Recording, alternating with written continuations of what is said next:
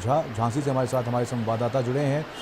झांसी का रुख करेंगे। झांसी से हमारे साथ एसएस झा हैं। एसएस, आपसे जानना चाहेंगे कैसे हालात यहां पर झांसी में बने हुए हैं, क्योंकि लगातार देश भर में ब्लैक फंगस के मामले अब बढ़ते हुए नजर आ रहे हैं। कितने मरीज झांसी में अब तक सामने आए हैं और ब्लैक फंगस की वजह से अब तक कितने लोगों की मौत झांसी में हुई है? देखिए, मैं आपको बता दूं कि झांसी में कोरोना की मार से अब नई बीमारी चालू हो गई है, ब्लैक फंगस। ब्लैक फंगस से अब टोटल मिला के बात करें तो यहाँ 15 मरीज हो गए हैं, जबकि एक आज ऑपरेशन हुआ है। और झांसी में प्राइवेट हॉस्पिटलों की बात करें तो 20 से अधिक वहाँ पर जो मरीज अभी भर्ती हैं। लेकिन डॉक्टरों की बात करें तो डॉक्टरों ने बताया है कि इंजेक्शन की कमी के कारण यहाँ पर मरीजों को नहीं बचा पा रहे हैं, जबकि पूर्व में 2 मरीजों की मौत हो गई थी। लेकिन अब की बात करें, टोटल मिला की बात करें तो 30 से अधिक यहाँ पर ब्लैक फंगस के मरीज हो गए हैं। जी बिल्कुल। ऐसे अगर पूरे देश भर की अगर बात की जाए तो कहीं ना कहीं पूरे देश भर में अब कहीं ना कहीं तीसरी लहर में बच्चों में संक्रमण की पुष्टि होती हुई नजर आ रही है। पूरे देश भर में 1 लाख से ज्यादा बच्चे अब तक कोरोना से संक्रमित हो चुके हैं। झांसी की अगर बात की जाए तो यहाँ पर कितने बच्चे कोरोना से संक्रमित हुए? देखिए, झांसी में अभी बच्चों का अभी कोई आंकड़ा नहीं आया है, लेकिन बच्चों की जो लहर, तीसरी लहर आने वाली है, उसके लिए तैयारियां प्रशासन ने कर ली हैं यहाँ पर झांसी में। लेकिन जिस तरीके से तीसरी लहर जो बच्चों के लिए है, उसके लिए प्रशासन का कहना है कि उससे आने से पहले हम लोगों के पास सारे इंतजाम हैं। लेकिन इंतजाम सिर्फ कागजों में है, कहाँ पर है लेकिन अभी बता नहीं सकते हैं। एक्चुअली में जिस तरीके से कोरोना के भी इंतजाम थे, तमाम लोगों की मौतें हुई हैं, 1000 से लोगों ऊपर की मौतें हुई हैं। अगर ऐसा ही रहा तो कहीं ना कहीं बच्चों की मौत हो सकती है तमाम।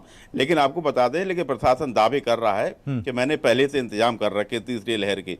लेकिन अभी तक ऐसा कुछ नहीं देखा जा रहा। हॉस्पिटल बनाए जा रहे हैं नए तरीके, जबकि सीएम योगी झांसी में आए थे, उन्होंने कहा है कि 500 बेड का अस्पताल चालू किया जाएगा। जैसे कि 55 बेड का अस्पताल मेडिकल कॉलेज में है, उसको 100 का कर दिया जाएगा।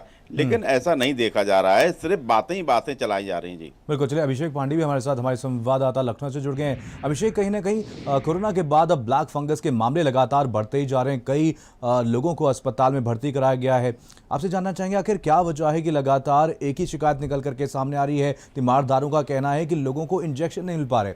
इस पूरे मामले पर क्या आपने आला अधिकारियों से बात की? क्या कुछ कहना है उनका? आखिर क्या वजह है कि ऐसी लापरवाही की जा रही है?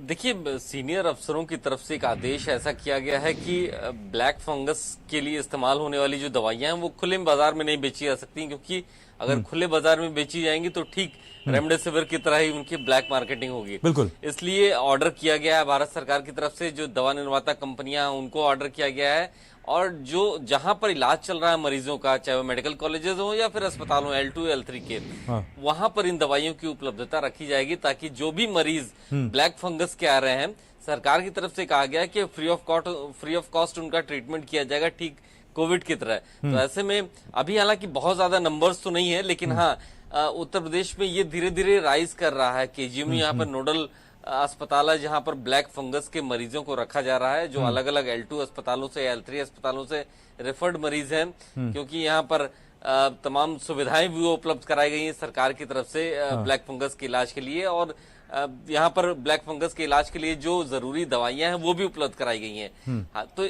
ये कहा जा सकता है कि सरकार की तरफ से व्यवस्थाएं, स्वास्थ्य व्यवस्थाएं को बढ़ाने के लिए कहा गया है, लेकिन अभी हालात उतने ज्यादा बुरे नहीं हैं कि जैसा कि हमने रेमडेसिविर में देखा था कि ब्लैक मार्केटिंग हो रही थी, दवाइयां आउट ऑफ बिल्कुल मार्केट हो गई थी, खत्म सी हो गई थी। फिलहाल अभी अस्पताल में ही इसका इलाज चल रहा है।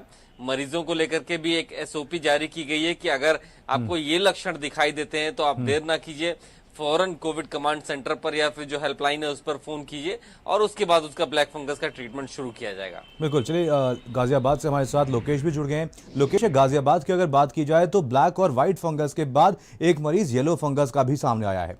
डॉक्टर्स का क्या कुछ कहना है? क्या कुछ सिम्टम्स होते हैं येलो फंगस के? कैसे इसे पहचाना जा सकता है और क्या इसका ट्रीटमेंट है भारत में? ट्रीटमेंट को लेकर के डॉक्टर जरूर ये कह रहे हैं कि उनके पास कोई ऐसा लिखित दस्तावेज नहीं है कि येलो फंगस को लेकर ट्रीटमेंट क्या होंगे, लेकिन जो प्रोटोकॉल ब्लैक फंगस के ट्रीटमेंट में फॉलो किए जाते हैं, जो SOP डॉक्टर्स की तरफ से फॉलो की जाती है, उसी का इस्तेमाल किया जाएगा। हालांकि ये बात जरूर है मनीष की, जो ये तीनों ब्लैक, वाइट और येलो फंगस आए हैं। दरअसल ये तीनों ट्रेसेस एक ही मरीज के अंदर आए हैं, इसलिए ज़्यादा चिंताएं बढ़ गई हैं डॉक्टर्स की।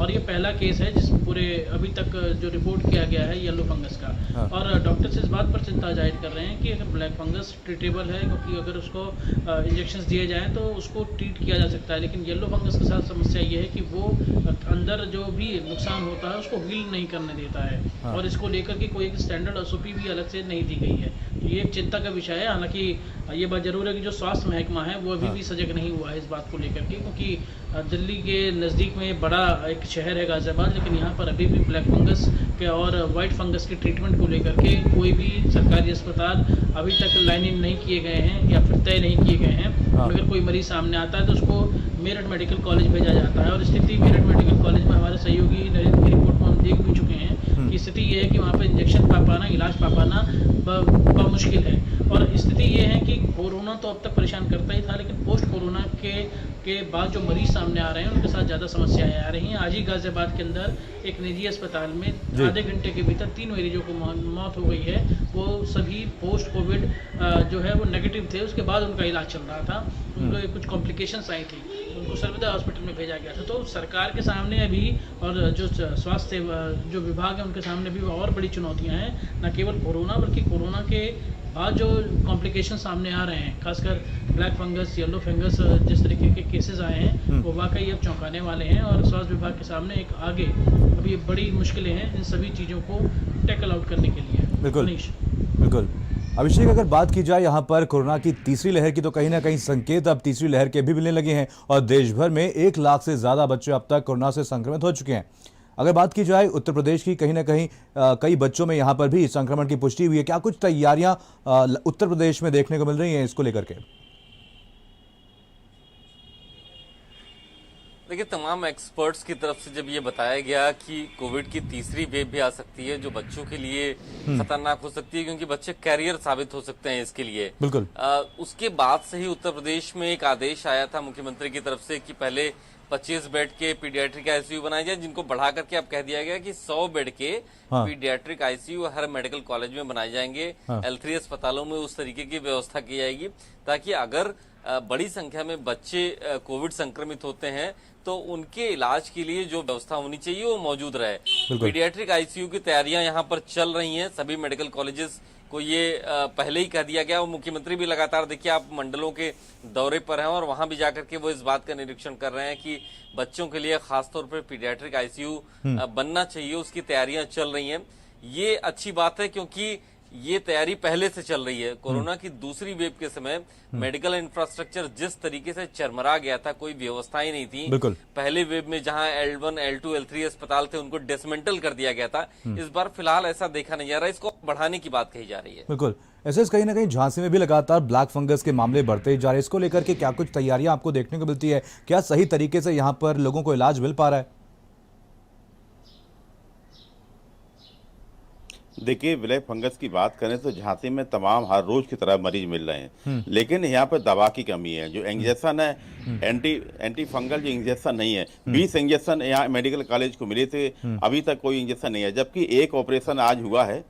लेकिन हर रोज की तरह तमाम ऐसे मरीज हैं जो अभी अस्पताल में पड़े हैं, उनका ऑपरेशन होना है। जबकि जिलाधिकारी से बात हुई, उन्होंने कहा भी 20 इंजेक्शन सरकारी तरफ से मिले हैं, आने वाले समय में और इंजेक्शन मिलेगी। लेकिन हर रोज की तरह तमाम जो मरीज ब्लैक फंगस के आ रहे हैं, कहीं ना कहीं चिंता का विषय बढ़ गया है। जी बिल्कुल लोकेश, गाजियाबाद में एक येलो फंगस का मामला तो सामने आया ही है, लेकिन कहीं ना कहीं व्हाइट और ब्लैक फंगस के मामले यहाँ पर काफी तेजी बढ़े हैं। आपसे जानना चाहेंगे कितने मामले यहाँ पर अब तक ब्लैक और व्हाइट फंगस के आ चुके हैं?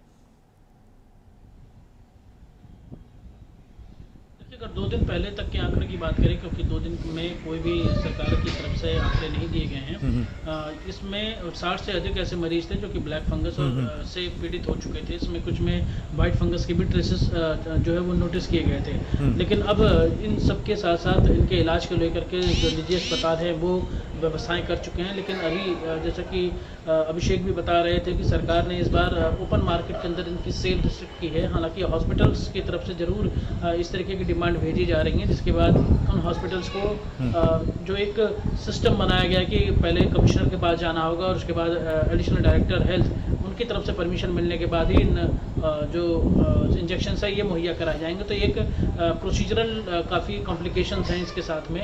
लेकिन ये बात ज़रूर है कि जिस तरीके से थर्ड वेव की आशंका है, इस बार कोई कोर कसर नहीं छोड़ी जा रही। गाजियाबाद के अंदर भी जो विमेंस हॉस्पिटल है और जो कोविड L2 लेवल के हॉस्पिटल्स हैं, इसमें PICU यानी पीकू यानी पेडियाट्रिक ICU जो है वो क्रिएट किए गए हैं। 10-10 बेड रिजर्व कर दिए गए हैं कि अगर कोई कॉम्प्लिकेशन आती है या फिर कोई ऐसी स्थिति आती है जिसमें कि गर्भवती महिला से उसके पैदा हुए बच्चे में। चलिए, आप सभी लोग नजर बना के आप सभी से अपडेट लेते रहेंगे। फिलहाल तमाम जानकारी के लिए आप सभी का बहुत बहुत धन्यवाद। और अब खबर बुलंदशहर से है।